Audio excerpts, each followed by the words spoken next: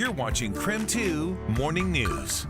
Welcome back. Hundreds of people packed the downtown library for a conversation about the upcoming Drag Queen Story Hour event. That's right. The event has taken place across the country and is now coming to Spokane. Yeah, and joining us in studio are the hosts of the Drag Queen Story Hour, Tirrany and Katie, and they're here to tell us about last night's turnout, but also about the event. Let's start there. Tell us about what this event is all about, why you guys do it, and why in Spokane, because we know this isn't something that's just in Spokane, it's really all over. Yeah, Drag Queen Story Hour actually sort of originated in San Francisco and has kind of become this whole national movement. And you know, Katie and I work together really frequently. We host a show once a month together for over a year now. And I approached the library last year and said, you know, can we do this? Is this something that we can make happen? And they were super excited about it, and we got it moving. And I immediately reached out to Katie and I said, let's go, girl. Let's do this. Yeah, tell us what happens at the event. What do you guys do there, and what are the books you're going to be reading? Yeah, we're going to be doing a little bit of a song for the kids, and then we'll both be reading books. Yep, I'll be reading A Family is a Family is a Family, and then she'll be reading All Princesses Wear Pink. And so not all princesses. Not all princesses. There you go. But you know, it's basically going to be, you know, showing acceptance and showing love, and you know that we're all, you know, even though we all may look different and act different, you know, that we're all really the same, and that we're all, you know, there's no hate in the world for this. And I mean, in Spokane, there has been some pushback to an event like this. It's a little controversial for some people in Spokane. Why do you think that is? Last night you were kind of exposed to a little bit of that, and do you understand that side of the discussion? Yeah, I mean, I think one of the things that I think has been really kind of beneficial about the discourse that's been happening is that I feel like everybody from both sides are coming from a place of being passionate about their children's you know, education and literacy.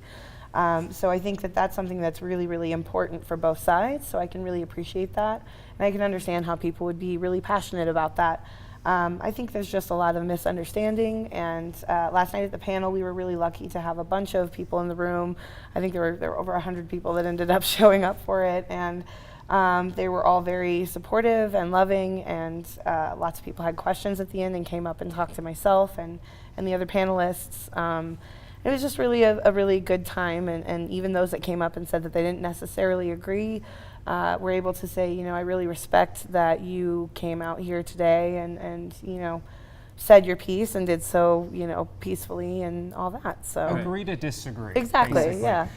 Tell us what you want the community to know. Someone watching right now, they might disagree with what they're seeing or about this event. What would you like them to know? What do you think is a big misconception that you would like to debunk?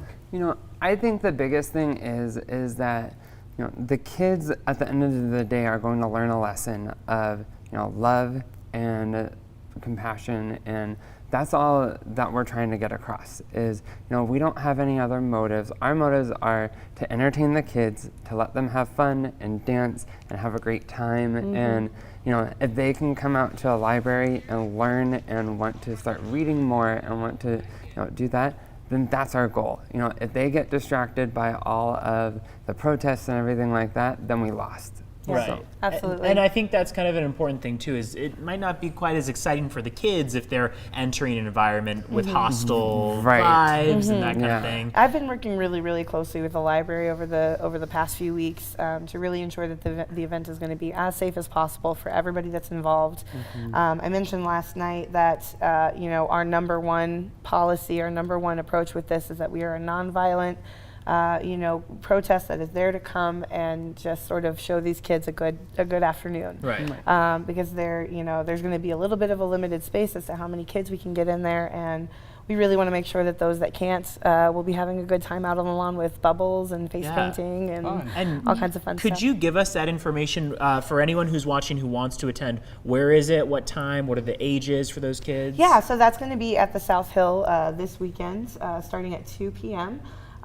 It's going to be South Hill Public Library, and we will be, you know, loading the room in a little bit earlier than 2, so show up a little bit early because it's going to be pretty packed from what we understand. It sounds like it. Thank you so much for what you're doing, and thank you so much for joining us this morning. Absolutely. We're back with more KREM 2 Morning News right after this.